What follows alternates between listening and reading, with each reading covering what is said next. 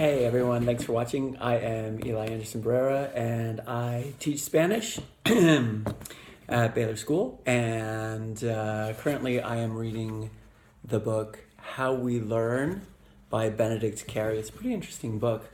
It was given to us by the school and it's Christmas break and I've got a little bit of time to read, so I've started reading this book and I'd like to sort of record my thoughts and reflections as I've been reading.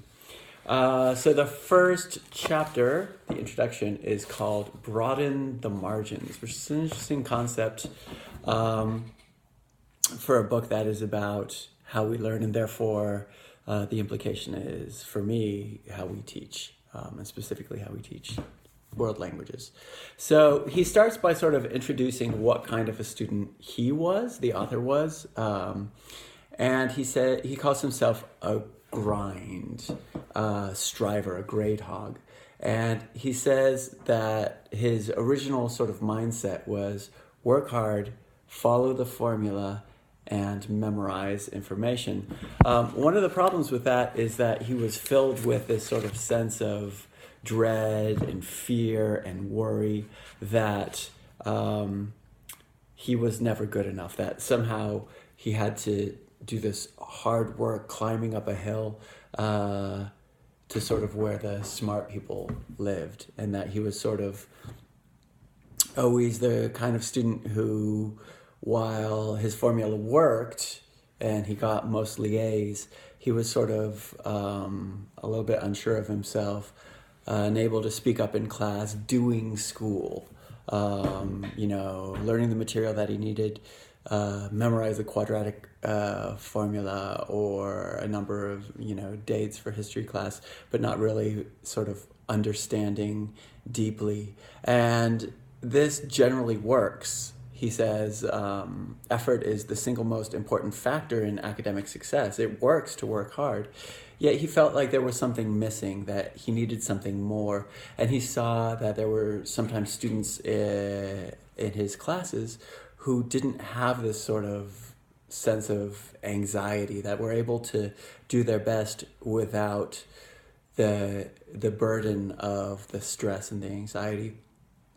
And so he was following this formula, it was working, he was getting the grades, and then it was time to apply for college, and he sent out a dozen applications to various different schools, and he didn't get into the schools.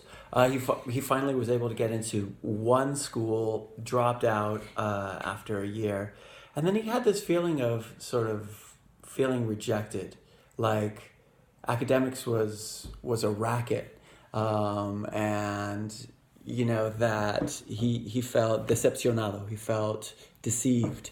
And so this kind of failure inspired a little bit of a change in the way he approached learning as a general concept.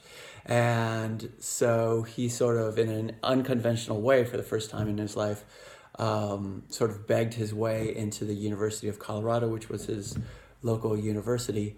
And when he got there, he began to live a more balanced life, enjoying himself, going skiing and maybe sleeping in, rather than, constantly waking up at 5 o'clock in the morning to memorize information.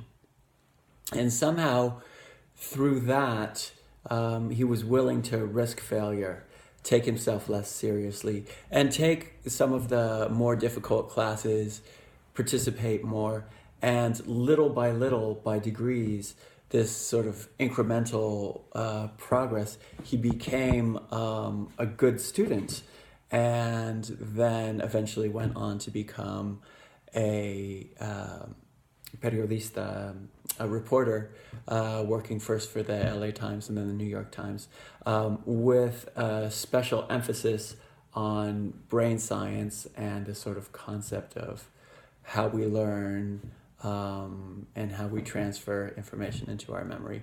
And so the next video, I think I'll talk a little bit about how he introduces this concept of brain science and how we learn. All right, thanks for watching.